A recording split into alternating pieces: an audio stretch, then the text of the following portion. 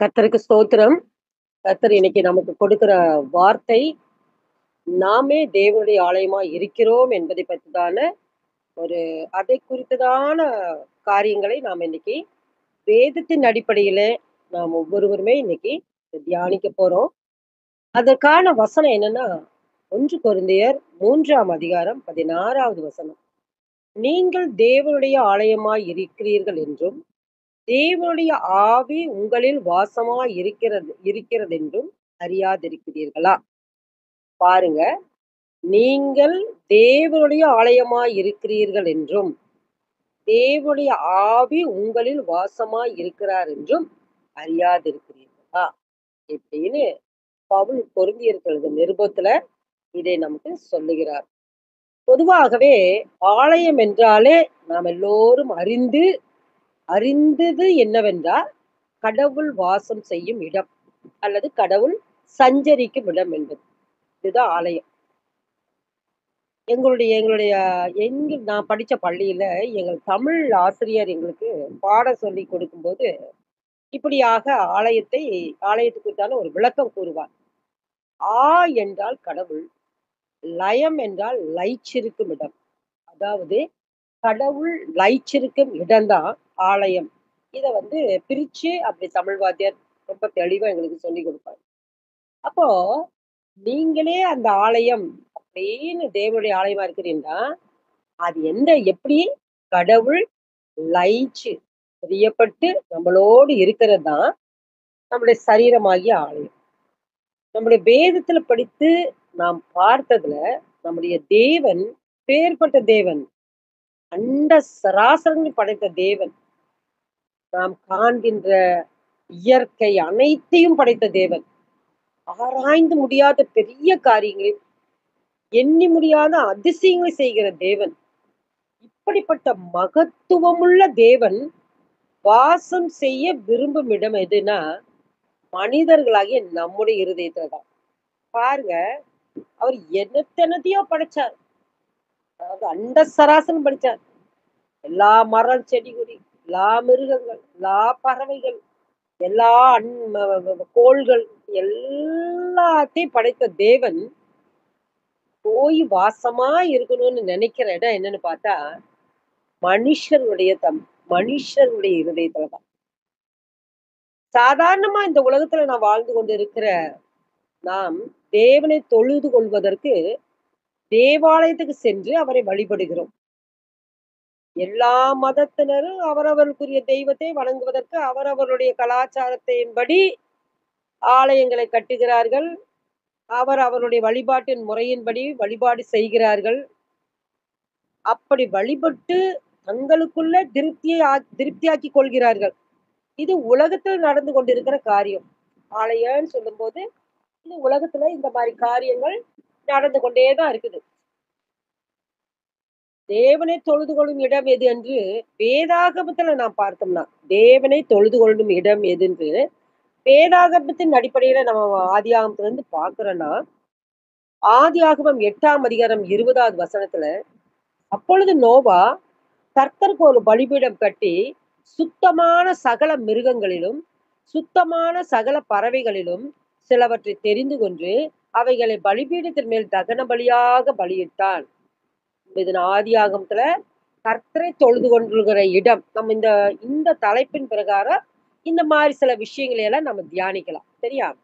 அப்போ அவன் நோவா தான் ஃபர்ஸ்ட்டு தகன பலியிடுவதற்கு, அதாவது ஆண்டவரை தொழுது கொள்வதற்கு ஒரு பலிபீடத்தை கட்டி, அதன் மேல் சுத்தமான சகல பறவைகள், சகல மிருகங்கள் இது எல்லாம் பலியிட்டான்னு பார்க்கிறோம். நோவாவ பத்தி எல்லாருக்கும் அந்த சரித்திரம் எல்லா குழந்தைகள்லருந்து எல்லாத்துக்குமே தெரியும். நோவா கதைன்னு இன்னைக்கு கார்ட்டூன் வரைக்கும் அத போட்டு குழந்தைங்க அறியிற அளவுக்கு போட்டு வச்சிருக்காங்க. அது நோவாவ பத்தி நம்ம நல்லா அறிஞ்ச விஷயம். பயங்கரமான பாவம் நிறைந்த அந்த மனிதர்கள் மத்தியில நோவா குடும்பமும் ஒரு பரிசுத்தமுள்ள வாழ்க்கை வாழ்ந்தார்கள்.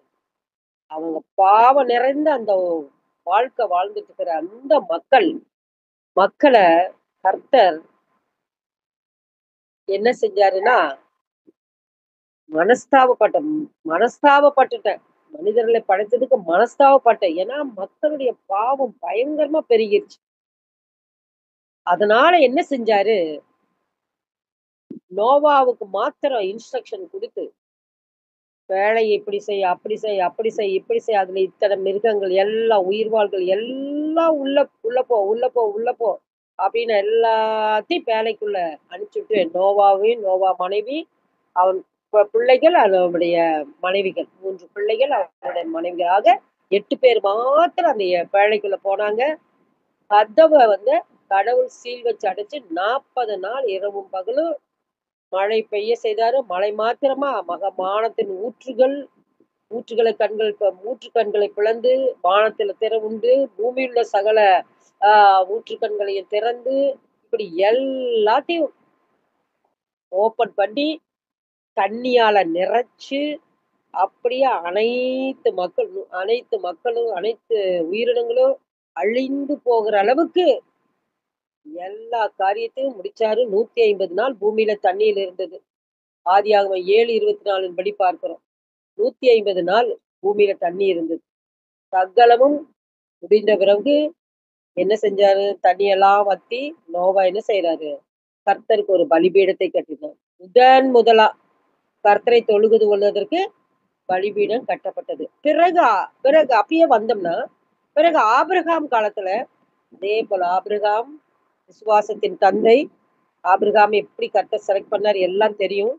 அந்த ஆபிரகாம் அவரை தொழுது கொள்வதற்கு பலிபீடம் கட்டி, எங்கெங்கெல்லாம் ஆபிரகாம் போறாரோ அங்கெல்லாம் பலிபீடத்தை கட்டி, ஆண்டவரை தொழுது கொண்டார் என்று பார்க்கிறோம். ஏன்னா தேவனுடைய ஆலயம் அ வேதத்தின்படி எங்கெங்க இருக்குதுன்னு நம்ம இப்ப தெரிஞ்சுக்கிறோம். எப்பவுமே ஒரு டாபிக்ல ஒரு விஷயத்த நம்ம பார்க்குறோம் அப்படின்னா, அதனுடைய உள்ளான கருத்து என்ன அப்படிங்கிறத நாம அறிந்து கொள்வதற்காக அந்த செய்தியை நாம அ கேட்கிறோம். நம்ம செய்திய நம்ம கொடுக்கிறோம்.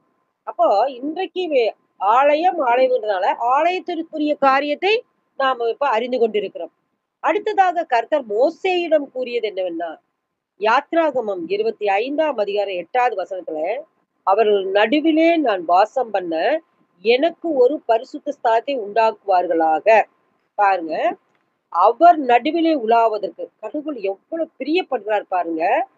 மக்கள் மத்தியில, இஸ்ரவேல் ஜனங்க மத்தியில உலாவுவதற்கு ஒரு பரிசுத்த ஸ்தலத்தை உண்டாக்குவார்களாக. அப்படிப்பட்ட பரிசுத்த ஸ்தலத்துக்கு பேரு தான் ஆசரிப்பு கூடாரம் என்று அழைக்கப்பட்டது. மோசே காலத்துல ஆசரிப்பு கூடாரம் என்று அது அழைக்கப்பட்டது. அதை எப்படியெல்லாம் கட்ட வேண்டும்? எதைக் கொண்டு கட்ட வேண்டும்? என்ற ஏகப்பட்ட ஆலோசனைகளை கொடுத்து, அ அதை ஆசரிப்பு கூடாரத்தை ஆண்டவர் மோசேயின் மூலமா கட்ட வைத்தார் என்று நாம் நன்கு அறிந்திருக்கிறோம். இதற்கு அடுத்தபடியாக, இது முதல் நோவா ஒரு பலிபீடத்தை கட்டினான். ஆபிரகாம் பலிபீடத்தை கட்டினான். அடுத்தது மோசே காலத்துல ஒரு ஆசரிப்பு கூடாரம். அந்த ஒரு கடவுளை தொழுது கொள்கிற இடத்துக்கு பேரு ஆசரிப்பு கூடாரம். அன்று அதை எப்படி எந்தெந்த முறையிலெல்லாம் செய்யணும்னு கர்த்தர் சொன்ன பிரகாரம், அந்த ஆசரிப்பு கூடத்தில் செய்து, அங்கு இஸ்ரவேல் ஜனங்கள் தொழுது கொண்டார் என்று நாம் பார்க்கிறோம். இதற்கு அடுத்தபடியாக சாலமோன். சாலமோன் கர்த்தருக்கு ஆலயத்தை கட்டினான். இது ரொம்ப முக்கியமான ஒரு பாட்டு. சாலமோன் ஆலயத்தை கட்டுது. 1 ராஜாக்கள் 5ஆம் அதிகாரம் 17ஆம் வசனத்துல நம்ம பார்த்தோம்னா, வெட்டின கல்லால் ஆலயத்துக்கு அஸ்திபாரம் போட பெரிதும் விலையேற பெற்றதுமான கற்களை கொண்டு வர ராஜா கட்டளையிட்டார். வெட்டின கல்லால் ஆலயத்துக்கு அஸ்திபாரம் போட பெரிதும் விலையேற பெற்றதுமான கற்களை கொண்டு வர ராஜா கர்த்தருக்கு ஒரு ஆலயம் கட்டணும். ஆண்டவர் தேவாதி தேவனுக்கு ஒரு ஆலயம் கட்டணும் அப்படின்னு சொல்லிட்டு, அது ரொம்ப பிரயாசத்தோடு கட்டப்பட்ட ஆலயம். அதாவது அ அ உலகமே போற்றக்கூடியதான அளவுக்கு கட்டப்பட்ட ஆலயம். அதுக்காக சாலமோனுடைய தகப்பன் தாவீது அதற்காக ஏராளம் பொன்னையும், பொருளையும் அந்த வெ வெ இது என்னது வெண்கலத்தையும், பொன்னையும், வெள்ளியும் அதிகமா சேர்த்து வைத்தான் என்று பார்க்கிறோம். ஏன்னா ஆண்டவர் தாவீது கிட்ட, "நீ உன் கை ரத்தம் சிந்தின கை நீ கட்டக்கூடாது. உன் மகன் கட்டுவான்." அப்படின்னு சொல்லி வச்சதுனால, அவருடைய மகன் சாலமோன் ஆண்டவருக்கு ஒரு ஆலயத்தை ஒரு ஆலயத்தை கற்றான். அஸ்திவாரம் போடுவதற்கே விலையேற பெற்ற கற்களை பயன்படுத்தினான் என்று பார்க்கிறோம். அஸ்திவாரம் உள்ள மண்ணுக்குள்ள போற பார்ட்டிய விலையேற பெற்ற கற்கள். ஏன்னா ஆண்டவருக்கு ஒரு ஆலயம் கட்டுறோம்போது, அத்தோடு ஆலயம் கட்டின பொருட்கள் எல்லாம் அப்புறம் அடுத்தது பார்த்தா, ஆலயம் கட்டுறதுக்கு பயன்படுத்தின பொருட்கள் எல்லாம் பணிதீர்த்து கொண்டு வந்த கற்களால் கட்டப்பட்டது. பணிதீர்த்துன்னா, அப்படியே அழகா, அழகா, அழகா செதுக்கினது, செதுக்கின மாதிரி. எல்லாம் எந்தெந்த இடத்துல என்னென்ன அளவு, ம். அது இந்த வசனம் 1 ராஜாக்கள் 6ஆம் அதிகாரம் 7ஆம் வசனத்துல, ஆலயம் கட்டப்படுகையில், அது பணிதீர்ந்து கொண்டு வரப்பட்ட கற்களால் கட்டப்பட்டது. ஆகையால், அது கட்டப்படுகிற போது சுத்திகள், வாட்சிகள் முதலான எந்த இருப்பு ஆயுதங்களின் சத்தமும் அதிலே கேட்கப்படவில்லை. விசேஷித்த ஒன்று இது. ஆலயம் கட்டுவதற்கு என்ன செஞ்ச விலையேற பெற்ற அஸ்திபாரத்தை போடுவதற்கு விலையேற பெற்ற கற்களை போட்டான்னு பார்க்கிறோம். அத்தோடு அடுத்ததாக பார்த்தா, ஆலயம் கட்டப்படுகையில அது பணிதீர்ந்து கொண்டு வரப்பட்ட அங்க வந்து லொட்டு, லொட்டு, லொட்டுன்னு அடைச்சிட்டு, அங்க வந்து புழுதிய கிளப்பிட்டு, அங்க வந்து கல்ல செதுக்குறதும், மண்ண செதுக்குறதும், செங்கல்ல அறுக்குறதும், இப்படி பண்ணா கச கச கசன்னு நம்மளுக்கே தெரியும். நம்ம வீடெல்லாம் கட்டும்போது பார்த்தா, என்னது ஒரே கல்லும், மண்ணும், ஜல்லியும், சிமெண்ட்டு, புகையும், குப்பையும், அ இந்த சின்ன சின்ன கல்லுகள் உடைஞ்சு இப்படி கசமுச கசமுசன்னு இருக்கும். நம்ம வீடு கட்டி முடிக்கிற வரைக்கும் அந்த இடத்த பார்த்தா, இரும்பு போட்டு கிடக்கும் ஒரு பக்கம், கல்லு செங்கல் குவிச்சு கிடக்கும், மணல் குவிச்சு கிடக்கும். இன்னும் இப்போ குப்பையெல்லாம் வந்து அந்த குப்பைலாம் வந்து அது ஜல்லி போட்டது, அது போட்டது இப்படியெல்லாம் இருக்கும். ஆனா, ஆண்டவருடைய ஆலயத்தை கட்டுவதற்கு சாலமோன் எவ்வளவு அருமையாக செயல்பட்டான்னு பார்த்தா, பணிதீர்ந்த கற்கள். பணிதீர்த்த கற்களை தான் வச்சு தான் கட்டுனான். ஏன்னா, அங்க எந்த ஒரு டஸ்ட்டு, எந்த குப்பையும் இருக்கக்கூடாது. அழகா செதுக்கினது செதுக்கினது. அங்க எந்த சுத்தி கிடையாது, எங்க பாய்ச்சி கிடையாது. இன்னும் நம்ம ஊர்ல சொல்லப்போனா அங்க எந்த மண்வெட்டி கிடையாது, கொடுவாள் கிடையாது, கொளுறு கிடையாது, காரசட்டி கிடையாது. இப்படி எதுவுமே இல்லாம அழகா பணிதீர்க்கப்பட்ட பொருட்களை வைத்து அவன் ஆலயத்தை கட்டினான்னு நம்ம அத பார்க்கிறோம். சாலமோன் கட்டின இந்த ஆலயம் அஸ்திபாரம் மட்டும் கட்டடம் கட்டப்பட்டது எப்படி என்று ஆராய்ந்து பார்த்தோமானால், விலையேற பெற்ற கற்களாலும், பணிதீர்க்கப்பட்ட கற்களாலும் கட்டப்பட்டது என்று பார்க்க முடிகிறது. அப்படியே வரலாம். நம்முடைய சரீரமாகிய ஆலயம் கட்டப்படுவது. முக்கியமான அந்த இதுக்கு தான் இந்த கம்பேரிசன். சரீரமாகிய ஆலயம் கட்டப்படுவது எப்படி என்றால், கடவுள் மேல் விசுவாசம் என்ற விலையேற பெற்ற அஸ்திபாரம் போடப்பட்டிருக்கணும். விசுவாசங்கிறது ஒரு பெரிய அஸ்திபாரம். எப்படி சாலமோன் அஸ்திபாரம் விலையேற பெற்ற கற்களை கொண்டு அஸ்திபாரம் போட்டானோ, அதே மாரி நம்முடைய சரீரமாகிய ஆலயத்துக்கு அஸ்திபாரம் எதுன்னா விசுவாசம். விசுவாசம் என்ற விலையேற பெற்ற அஸ்திபாரம் போடப்பட்டிருக்க வேண்டும். பணிதீர்ந்து கொண்டு வரப்பட்ட கற்கள் எப்படி முன்னமே சரியான முறையில, சரியான அளவு, சரியாக இழைக்கப்பட்டதுமான கற்களால் கட்டப்பட்டது போல, ஆண்டவர் வாசம் பண்ணும் ஆலயமாகிய நம் சரீரம் பரிசுத்தம் உள்ளதாகவும், எந்த கோணலும், எந்த மாறுபாடும், ம் எந்த கோணலோ, ஒரு மாறுபாடோ இல்லாம, ஒழுங்கும் கிரமமாக கர்த்தருக்கேற்ற பரிசுத்தம் உள்ளதாக இருக்க, நாம் நம் சரீரத்தை பாதுகாத்துக் கொள்ள வேண்டும். நாம் சரீரத்தை அப்படியாக வைத்துக் கொள்ளணும். எப்படி பரிதீர்க்கப்பட்ட கல் எவ்வளவு லட்சணமா அந்த ஆலயம் கட்டுவதற்கு எந்தவித டஸ்ட் இல்லாம கட்டப்பட்டதோ, அதே போலதான் ஆண்டவருடைய ஆலயமாகிய நம்முடைய சரீரம் பழுதற்றது. பழுதற்றது. ஆ நல்ல ஒரு மாறுபாடுகள் இல்லாமல் ஒழுங்கும் கிரமமாக கர்த்தருக்கேற்ற பரிசுத்தம் உள்ளதாக இருக்க, நாம் நம் சரீரத்தை அப்படியாக கட்டி, எழுப்பி ஜீவிக்க வேண்டும்.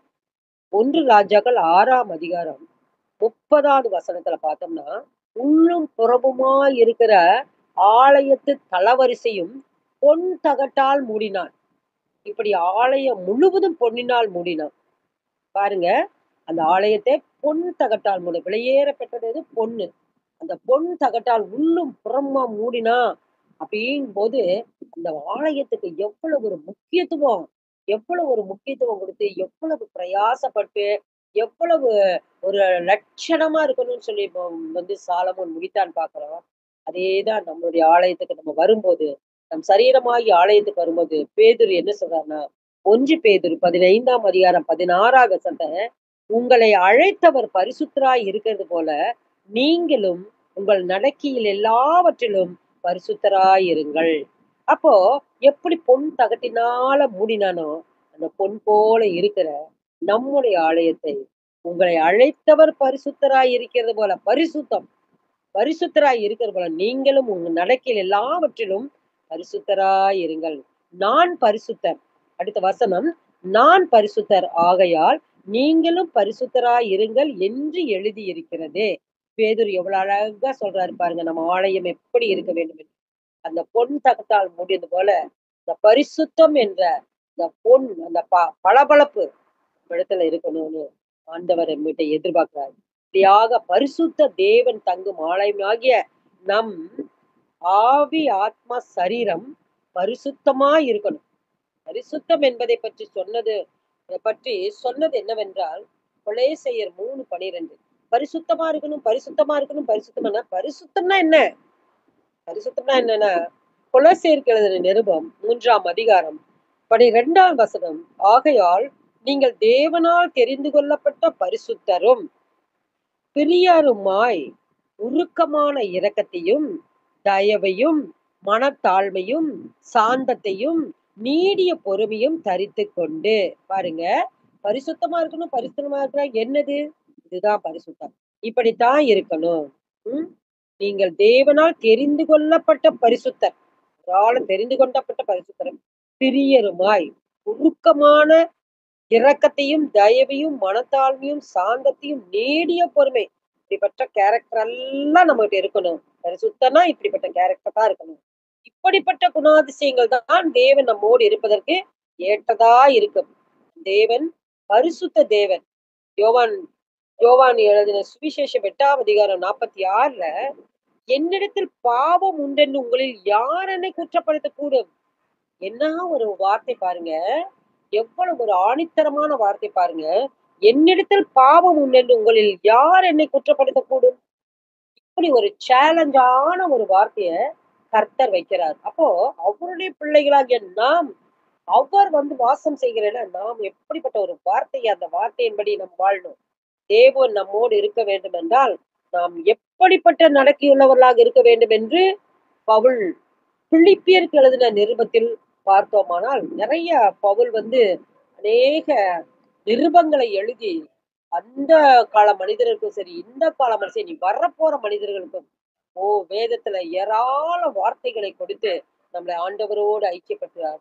பிலிப்பியருக்கு எழுதின நிருபம் 4ஆம் அதிகாரம் 8, 9 வசனத்துல, கடைசியாக சகோதரரே, உண்மை உள்ளவைகள் எவைகளோ, ஒழுக்கம் உள்ளவைகள் எவைகளோ, நீதி உள்ளவைகள் எவைகளோ, கற்புள்ளவைகள் எவைகளோ, அன்புள்ளவைகள் எவைகளோ, நற்கீர்த்தி உள்ளவைகள் எவைகளோ, புண்ணியம் எதுவோ, புகழ் எதுவோ, அவைகளையே சிந்தித்துக் கொண்டிருங்கள்.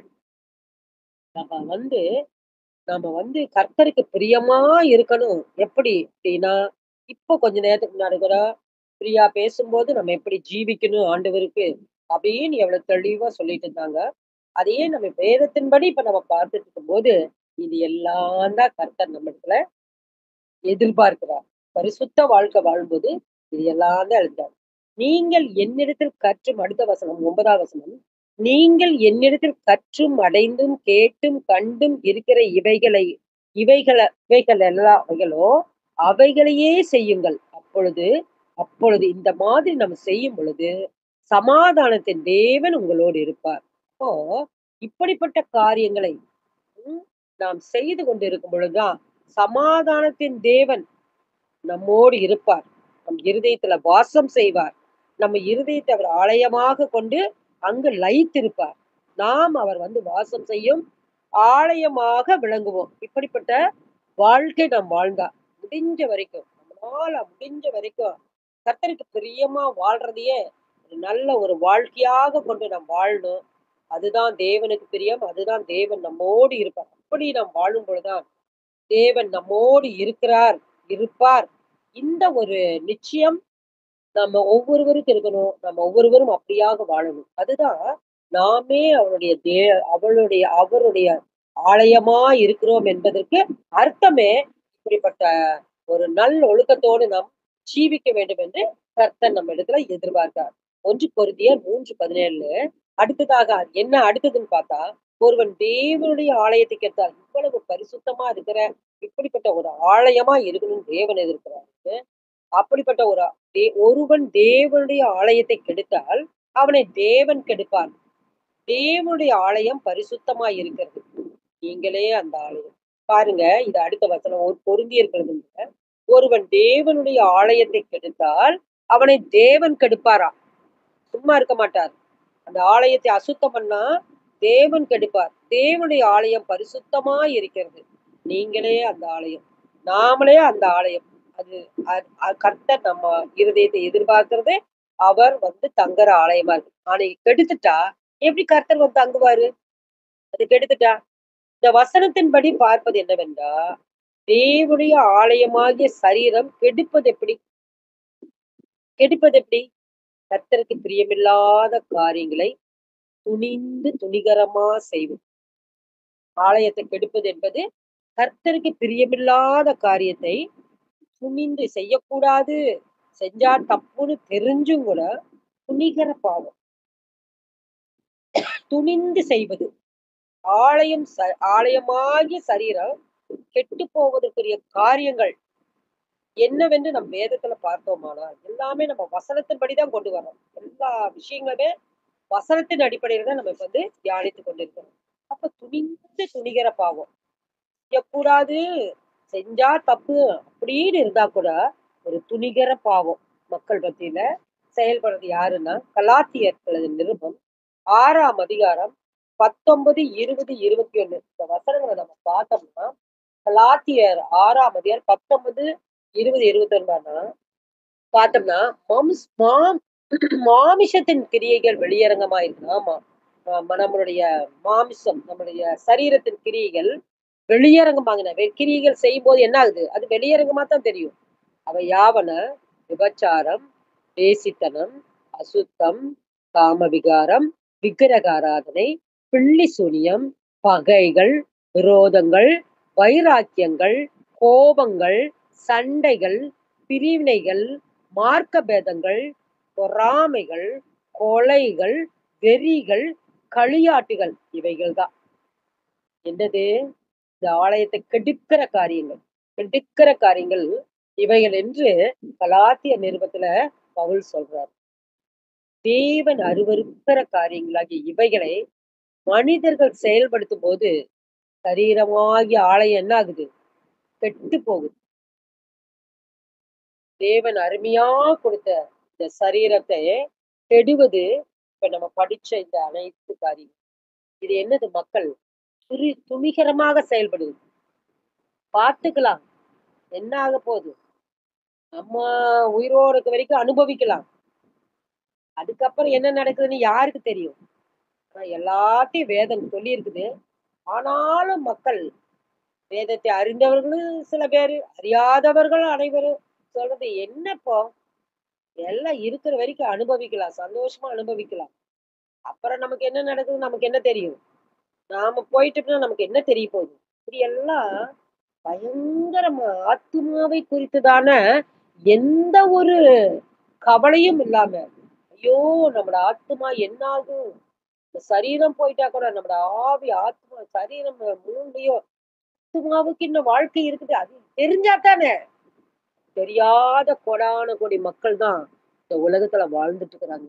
கோடான கோடி மக்கள் இந்த உலகத்துல வாழ்ந்துட்டு இருக்கிறாங்க. இது தெரியாமலே நித்திய ஜீவனை கொடுப்பது நம் தேவன் என்பதை அறியாமல் கோடான கோடி மக்கள் வாழ்ந்துட்டு இருக்கிறாங்க இந்த உலகத்துல. இந்த மக்கள் எல்லாம் நமக்கு தேவனை தெரிஞ்சுக்கணும் அப்படிங்கறதா நம்முடைய நோக்கமா இருக்கு. அப்படிங்கிற நோக்கத்துலதான் இந்த மாதிரி மீட்டிங் நடக்குது. இந்த மாதிரி மீட்டிங்க யூடியூப்ல போடும்போது இன்னும் கொஞ்சம் சில பேர் பாக்குறாங்கல்ல, அவங்களுக்கெல்லாம் இந்த செய்தி போய் சேரணும் அப்படிங்கறதுக்காகத்தான் அந்த ஒரு காரியம் நடக்குது. இதெல்லாம் தேவனுக்காக செய்யற காரியம். அவருடைய ராஜ்யம் கட்டப்படுவதற்காக செய்யக்கூடிய காரியம் தான் இதெல்லாம். இதுல எல்லாம் நம்ம கலந்து கொண்டு இன்றைக்கு நாம இதையெல்லாம் யோசிச்சு சிந்திச்சு இந்த காரியத்தை குறித்து மக்களுக்கு அறிவிப்பதற்காகவே இந்த ஜூம் மீட்டிங் எல்லாம் நடந்து கொண்டிருக்கு. நாம் கலந்து கொண்டு செயல்பட்டு கொண்டிருக்கிறோம். கர்த்தர் நம்ம ஒவ்வொருவரையும் ஆசீர்வதித்துக் கொண்டிருக்கிறார். இன்னும் ஆசீர்வதிப்பார். கலந்து கொண்ட ஒவ்வொருவரையும் குடும்பம் குடும்பமாகவும் ஆசீர்வதிப்பார். ஆவியானவரே உமக்கு நன்றி. பாருங்க, அப்போ அ தேவன் வாசம் செய்ய இந்த மாதிரி ஒரு அ துணிகர பாவம் செய்யறவங்ககிட்ட தேவன் வாசம் செய்ய போவதே இல்லை. ஏனென்றா, பரிசுத்த தேவன். நம்மளுடைய தேவன் பரிசுத்தம். அப்படிப்பட்ட பரிசுத்த தேவன் வாசம் செய்வது பரிசுத்த இடத்துல தான். அப்போ அவர் வாசம் செய்யாத இடமா இருந்ததுன்னா, அது என்னவாகும்? சாத்தானின் கூடாரமாகும். இந்த துணிகர பாவமெல்லாம் செஞ்சா, யாருடைய காரியம்? சாத்தானுடைய காரியம். சாத்தான் மக்களை திசை திருப்பி கொண்டு போய் பாவத்துக்குள்ள செலுத்தி, நரகத்தை நோக்கி அனுப்பி கொண்டிருக்கிறான். அப்ப அப்படிப்பட்ட ஒரு இருதயமெல்லாம் சாத்தானின் கூடாரமாகிட்டு இருக்குது. அந்த சாத்தானின் கூடாரம் எல்லாம் மனம் திரும்பி தேவனை அறிய வேண்டும் என்பதற்காகத்தான் இப்படிப்பட்ட காரியம், ஆராதனைகள், வழிபாடுகள், கன்வென்ஷன்கள், தெரு பிரசங்கங்கள், வீட்டு கூடுகைகள், பெரிய பெரிய சபை ஆராதனைகள் இப்படி எல்லாமே ஓடிட்டு இருக்கிறதே ஆண்டவரை பற்றிதான அறிவை மக்கள் அறிந்து கொள்ள வேண்டும் என்பதற்காக. சோ யாரும் சாத்தானுடைய கூடாரம் ஆகக்கூடாது என்பதற்காகத்தான். ஆதியாகமம் புஸ்தகத்தை நாம் பார்க்கும்போது, தேவன் மனிதனை படைத்ததற்கு மனஸ்தாபப்பட்டார் என்றும், அவர்களை பூமியில் இராதபடிக்கு தண்ணீரினால் அழித்தார் என்று நாம் அறிந்ததே. நோவா காலத்துல நம்ம இப்ப கொஞ்ச நேரத்துக்கு முன்னால கேட்டது. ஏன் இந்த மக்கள் எல்லாம் பட்டு பாவம், பயங்கர பாவம், துணிகர பாவம். இப்படியெல்லாம் செஞ்சதுனாலதான் ஆண்டவர் என்ன செஞ்சாரு? அந்த மக்கள தண்ணீரால் அழிச்சார் என்று நோவா காலத்துல தண்ணீரால் அழிக்கப்பட்ட நோவா குடும்பத்தை தவிர மற்றவங்க எல்லாம் அழிந்து போனார்கள் என்று நாம் பார்க்கிறோம். அப்போ இப்படிப்பட்ட ஒரு அக்கிரம செய செயல்படுற மனுஷனை படைச்சதுக்கு தேவன் மனஸ்தாபப்பட்டார் என்று நம்ம வேதத்துல பார்க்கிறோம். நம்ம மனஸ்தாபப்படுற அளவுக்கு ஜீவிக்கிறது. கர்த்தர் நம்ம எவ்வளவு சந்தோஷமா படைச்சாரோ, அந்த ஆண்டவருக்கு நாம் சந்தோஷத்தை குடுக்கிறவங்களா இருக்கணும். இதே போலவே இன்னொரு காரியத்தை நம்ம பார்க்கலாம். யாக்கோபின் சந்ததியார் என்கின்ற இஸ்ரவேல் ஜனங்கள், அவங்க எல்லாம் கர்த்தரை அறிஞ்சவங்க, கர்த்தரை தெரிஞ்சவங்க. ஆனாலும் இந்த மனிதர்கள் எகிப்து தேசத்துக்கு பஞ்சம் பொழைக்கிறதுக்காக எகிப்துக்கு தேசத்துக்கு போனப்போ, இந்த எகிப்து தேசத்தின் வழிபாடுகள் எல்லாம் என்னவோ, இந்த ஜீவனுள்ள தேவனை விட்டுட்டாங்க. அவர்களை வழிநடத்தி வந்த தேவனை விட்டுட்டாங்க. 40 வருஷம் வனாந்தரத்துல அதிசயமாய் நடத்தி வந்த தேவனை விட்டுட்டாங்க. தேவன் செய்த அதிசயமான காரியங்களை எல்லாம் பார்த்தவங்க இஸ்ரவேல் ஜனங்கள். அவங்க பிள்ளைகளுக்கு அதையெல்லாம் சொல்லி கொடுத்து வந்தவங்க. அத்தனை காரியத்தை செய்த மக்கள் தேவனை விட்டு விட்டார். இஸ்ரவேல் ஜனங்கள் தேவனை விட்டு அஹ், அந்த ஆஹ், இஸ்ரவேல் காலம் அந்த யாக்கோபு மக்களோட தன்னுடைய பிள்ளைகளும் பிள்ளைகளின் பிள்ளைகளோட எகிப்துக்கு போனாங்க. எகிப்துக்கு போய் அங்க இருக்கிற அங்க இருக்கிற தெய்வத்தை எல்லாம் வணங்கிட்டு அங்க இருக்கிற தெய்வத்தை எல்லாம் வணங்கிட்டு கடவுளை விட்டுட்டு கஷ்டப்பட்டு 400 வருஷம் அடிமைகளா 400 வருஷம் அடிமைகளா வாழ்ந்து அப்புறம் பிறகு கர்த்தரை தேடும்போது ஆண்டவர் அவர்களை அந்த அடிமைத்தனத்திலிருந்து வெளியே கொண்டுவதற்காக மோசே என்ற ஒரு மோசே என்ற ஒரு மனிதனை அவர்களுக்காக கர்த்தர் ஏற்படுத்தி அந்த மோசேயை கொண்டு அவர்களை விடுவித்தார் அப்படின்னு நாம வேதத்துல பார்க்கிறோம். அவங்க எல்லாம் அவர்களுக்கு மோசே என்ற மனிதனை வைத்து இஸ்ரவேல் ஜனங்களை பார்வோன் இடத்துல இருந்து மீட்டு தேவன் தங்களுக்கு கொடுக்கிறேன் என்று முற்பிதாக்களுக்கு கொடுத்த உடன்படிக்கையின்படி பாலும் தேனும் ஓடுகிற கானான் தேசத்தை கொடுத்தார். அப்பவும் இந்த பயங்கரமான அதிசயத்தை செய்து வந்து வனாந்தரத்தின் வழியாய் அதிசயத்தை கொண்டு வந்து அதிசயமெல்லாம் செஞ்சு அந்த மனதில கூட்டிட்டு வந்து பாலும் தேனும் ஓடுகிற கானான் தேசத்தை கொடுத்தாங்க. ஆண்டவர் அவர்களுக்கு. அப்படி வந்து கொடுத்தும் கூட, அங்கேயும் ஜனங்கள் மீண்டுமாக தேவனை விட்டு அந்நிய தேவர்களை வணங்கி வந்ததுனால, தேவன் அவர்களை என்ன செஞ்சாரு?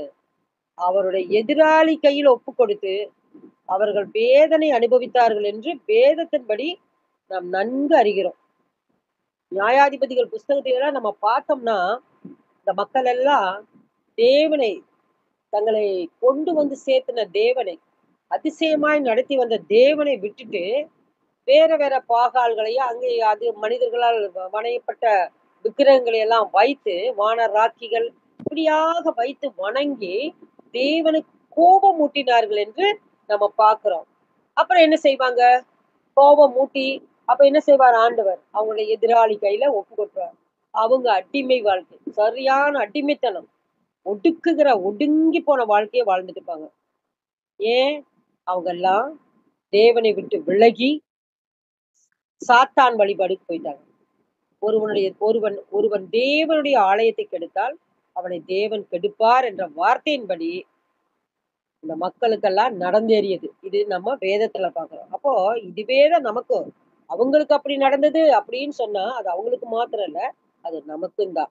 அப்ப தேவனுடைய ஆலயமாகிய நம் சரீரத்தை எந்த அளவுக்கு பரிசுத்தமா வாழணும்னு நம்ம ஒவ்வொருவருமே நம்முடைய சிந்தனையில வச்சுக்கணும். இன்றைக்கு நாம் வாழ்ந்து கொண்டிருக்கிற இந்த வாழ்க்கையில, இந்த காலங்களில அநேக மக்கள் என்ன செய்றாங்க? தங்கள் சரீரங்களை கெடுத்துக் கொண்டிருக்கிற குடிப்பழக்கங்கள், வேசித்தனங்கள், விபச்சாரம், களியாட்டுகள், போதை வஸ்துகள், ஓரின சேர்க்கை இப்படியாக சொல்லிட்டே போலாம். கொடிய பாவத்தை அநேக மக்கள் செய்து கொண்டு, தேவனுக்கு பிரியமில்லாத, தேவன் அருவருக்கிற காரியங்களை துணிகரமாய் செய்து, தேவ தேவனுக்கு கோபத்தை முடிக்க நம்மளே பார்க்கிறோம் இன்றைக்கு. நம் கண் முன்னால இதெல்லாம் செய்து, நம் கலாச்சாரமே அழிந்து கொண்டிருக்கிறது. நெறையா பெண் பிள்ளைகள், ஆண் பிள்ளைகள் எல்லாம் இன்னைக்கு குடிக்கு அடிமையாயிட்டு. படித்த பிள்ளைகளும் அப்படித்தான் இருக்காங்க. படிக்காத பாமரங்களும் அப்படி அநேகம் பேர் இருக்காங்க. குடிக்கு அடிமை, போதை வஸ்துகளுக்கு அடிமை. இன்னுமாக கலாச்சார சீரழிவுகள், ஓரினச் சேர்க்கை, கலாச்சார சீரழிவுகள், லிவிங் டுகெதர் இதெல்லாம் கர்த்தருக்கு பிரியமே இல்லாத காரியங்களை மக்கள் செய்து கொண்டிருப்பதை நம் கண் முன்னால இன்றைக்கு நாம் வாழ்ந்து கொண்டிருந்த வாழ்க்கையில நடக்குது. அப்ப தேவனுக்கு எவ்வளவு கோபம் வரும். அவர் சிருஷ்டித்த மனிதர்கள் இவ்வளவு பாவத்துல மூழ்கிட்டு இருக்கிறாங்கும் போது தேவனுக்கு எவ்வளவு கோபம் வரும். அப்படித்தான் இன்றைக்கு நடந்து கொண்டிருந்த உலகத்துல தேவனுக்கு கோபத்தை மூட்டிக் கொண்டிருக்காங்க. தேவன் தங்க நினைக்கிற ஆலயமாகிய சரீரத்தை கெடுத்துக் கொண்டிருக்கிறார்கள். பாருங்க எப்படியெல்லாம் வந்து பாவத்துக்குள்ள வீழ்ந்த மக்கள் தேவனுக்கு கோபத்தை ஏற்படுத்திட்டு இருக்கிறாங்க. தங்கள் சரீரத்தை தன்னுடைய ஆத்மாவை குறிச்சுதான ஒரு அக்கறை இல்லாம வாழ்ந்து கொண்டிருக்காங்க. அப்போ தேவன் பிரியமில்லாத அந்த காரியம் செய்யும்போது தேவன் அவர்களை கெடுப்பார் என்பது ஒவ்வொரு மனிதனுடைய வாழ்க்கையின் முடிவிலே விளங்கும். அது தேவன் எச்சரிக்கிறார். இதெல்லாம் அவனுடைய வாழ்க்கை முடிவு, அவனுடைய ஆத்மாவின் முடிவுல தெரியும். மார்க் 9ஆம் அதிகாரம் 43, 48 3 வசனங்கள் இருக்குது. இந்த வசனங்கள நம்ம வீட்ல அப்புறமா கூட படிக்கலாம். இந்த வசனங்களை பார்த்தோமானால், "உன் கை, உன் கால், உன் கண் இடறல் உண்டாக்கினால், நரக ஆக்கினியிலே தள்ளப்படுவாய்." பாருங்க. உன் கை, உன் கால், உன் கண் அதாவது நம்மளுடைய சபை அவயவங்கள் இடறல் உண்டாக்கினால், நரக அக்கினியிலே தள்ளப்படுவாய். மார்க் 9:48 இதே 48வது 3வது வசனம் 3 இந்த 43லிருந்து 48 வரைக்கும் உள்ள காரியங்கள் இதெல்லாம். 48வது வசனத்துல அங்கே அவர்கள் புழு சாவாமலும் அக்கினி அவியாமலும் இருக்கும். இப்போ இது எதை குறிக்குது? நரகத்தை குறிக்குது. தன்னுடைய சரீரமாகிய ஆலயத்தை கெடுப்பவர்களுக்கு கிடைக்கும் தண்டனை. பாவத்தின் சம்பளம் மரணம். நரகாக்கினி தான் இது. அங்க நரகத்துல என்ன இருக்கு? அவங்க புழு சாவாமலும், அக்கினி அவியாமலும் இருக்குமா. அதுக்குள்ள தள்ளப்படுவார்களாம். இந்த ஒரு இந்த ஒரு காரியத்த தெரியாம மக்கள் தங்களை கெடுத்துக் கொண்டு, தன்னுடைய பரிசுத்த சரீரத்தை கெடுத்துக் கொண்டு, கடவுள் கொடுத்த பரிசுத்த சரீரத்தை கெடுத்துக் கொண்டு, நரகத்தை நோக்கி செயல்பட்டுக் கொண்டிருக்கிறார்கள். நரகாக்கினின்று தப்பித்துக் கொள்ள வேண்டும் என்றால், தேவன் தங்குமிடமாகிய ஆவி, ஆத்மா, சரீரத்தை கர்த்தருக்கு ஒப்புக் கொடுத்து, கர்த்தருக்கு பிரியமான பிள்ளைகளாக அவர் வாசம் செய்யும் இடமாக பரிசுத்த வாழ்க்கை வாழ்வதே குறிக்கோளாக கொண்டு நாம் அனைவரும் வாழ வேண்டும். இதுதான் கர்த்தர் நம்மிடத்துல எதிர்பார்ப்பது. அப்போ இந்த துணிகர பாவத்தையெல்லாம் விட்டுட்டு கர்த்தருக்கு பிரியமான வாழ்க்கை நாம் வாழணும். நாம் நம்முடைய சரீரம் காக்கப்படணும். நம்முடைய சரீரமாகிய ஆலயம் ஆலயம் கர்த்தர் தங்கும் இடமாக கர்த்தருடைய கட்டளைக்கு கீழ்ப்படிந்து அவருடைய வார்த்தைக்கு பயந்து அவருடைய பிள்ளைகளாம் நாம் வாழும் பொழுது கர்த்தர் சொன்ன வார்த்தையின்படி வெளிப்ப வார்த்தையின்படி என்ன வார்த்தை சொன்னாரு? வெளிப்படுத்துற சுவிசேஷம் 22:13 இதோ சீக்கிரமாய் வருகிறேன். அவனவனுடைய கிரியையின்படி அவனவனுக்கு நான் அளிக்கும் பலன் என்னோட கூட வருகிறது. பாருங்க, இதோ சீக்கிரமாய் வருகிறேன். அவனவனுடைய கிரியையின்படி அவனவனுக்கு நான் அளிக்கும் பலன் என்னோட கூட வருகிறது. எவ்வளவு அழகான வார்த்தை! சீக்கிரமாய் வருகிறேன். அவர் சீக்கிரமாய் வருகிறேன் என்று சொல்ற இந்த வார்த்தை நாம் ஒவ்வொருவருமே இருதயத்துல பதிய வைத்து வாழணும். ஏன்னா, அவர் எந்த க்ஷணத்துல வருவார், எந்த நிமிஷத்துல வருவார்ன்னு தெரியாது. அவர் வருகிற வருகைக்கு நாம் ஒவ்வொரு நொடி பொழுதும் காத்துக் விழிப்போடு இருக்கணும். விழித்திருந்து ஜெபியுங்கள் சொல்றாரு. அப்படி நம்முடைய ஆத்மா எப்பொழுதும் அவர் வருகைக்கு விழிப்போடு இருக்கணும். சரி. அப்படி வரும்போது என்ன அவனவனுடைய கிரியைக்கு தகுந்தபடி அவர் நாம் நான் அவனவனுக்கு நான் அளிக்கும் பலன் என்னோட கூட வருகிறது. அப்ப நம்ம இந்த வசனத்தின்படி பார்க்கும்போது நாம் வாழ்ந்து கொண்டிருக்கிற வாழ்க்கையில தேவன் நமக்கு கொடுக்கும் நல்ல பலனை பெறுகிறவர்களாக வாழ வேண்டும். அதற்கு நாம் செய்யும் காரியம் அதுக்கு நாம் என்ன செய்யணும்? அவரை சொன்னார்ல, நான் உன்னை விட்டு விலகுவதும் இல்லை, உன்னை கைவிடுவதும் என்று. அந்த வசனத்தின்படி நாமும் அவரோட அன்பு கூர்ந்து, அவர் எப்படி நம்மோடு எல்லா நேரங்களிலும், எல்லா சூழ்நிலையிலும், எல்லா சந்தர்ப்பங்களையும் நம்மோடு இருக்க வாஞ்சிக்கிற தேவன், உங்களோடு இருக்கிறேன், எப்பொழுதும் உங்களோடு இருக்கிறேன்னு அந்த சொன்ன தேவனை நாம் எப்படி இருக்கணும்? நாமும் எல்லா நேரங்களிலும், எல்லா சூழ்நிலையிலும், எல்லா ச ம் சமய சந்தர்ப்பங்களிலும் அவரோடு ஐக்கியமா இருக்கணும். அவர் வந்து வாசம் செய்யும் ஆலயமாக நாம் ஒவ்வொருவரும் வாழ வேண்டும் என்பதே அவருடைய சித்தமா இருக்குது. எல்லா மனிதர்களும் மனம் திரும்பி ரட்சிக்கப்பட்டு நித்திய ஜீவனை பெறுவதே அவருடைய சித்தமா இருக்குது. எப்பவுமே இது ஒண்ணுதான். கடைசியா அதை கொண்டு வந்துருங்க. அவருடைய சித்தம் என்ன? அவருடைய சித்தம் என்ன? நித்திய ஜீவனை நாம் பெற்றுக்கொள்வது அவருடைய சித்தமா இருக்குது. அப்படிப்பட்ட அவருக்கு பிரியமுள்ள வாழ்க்கை ஒவ்வொருவரும் வாழ்ந்து அவர் அளிக்கும் பலனை பெற்றுக்கொள்ளணும். அவருக்கு பிரியமாய் வாழ்ந்து அவருடைய ஆலயமாக நாம் ஒவ்வொருவரும் விளங்க வேண்டும் என்பதே தேவனுடைய திட்டமா இருக்குது. தேவனுடைய ஆசையா இருக்குது. ஆகவே நாம ஒவ்வொருவருமே இந்த உலகத்தின் பாவத்துக்கு விலக்கி நம் ஆத்துமாவை விலக்கி நாம் பரிசுத்த வாழ்க்கை பணிதீர்க்கப்பட்ட சரீரம் வெளியேற பெற்ற அஸ்திபாரம் விசுவாசம் இதோடு நாம வாழ்ந்து கர்த்தருக்கு பிரியமாய் வாழ்ந்து எப்பொழுதும் அவர் நம்மோடு தங்கி ஹரித்திருக்கக்கூடிய ஒரு ஆலயமாக நாம் ஒவ்வொருவரும் வாழ வேண்டும் என்று நாம் மனதில் நினைத்து அதன்படி நாம் ஜீவித்து கர்த்தரோடு நாம் அவருடைய வருகையில அவர் வருகை இந்த நிமிடமே ஆனாலும் அவரோடு நாம் ஐக்கியமாய் சேர்ந்து கொள்வோம் என்ற அந்த பெரிய நிச்சயத்தோடு நாம் ஒவ்வொருவரும் வாழ்வோமாக. கர்த்தர் தாமே ஆசைப்பட்டார்.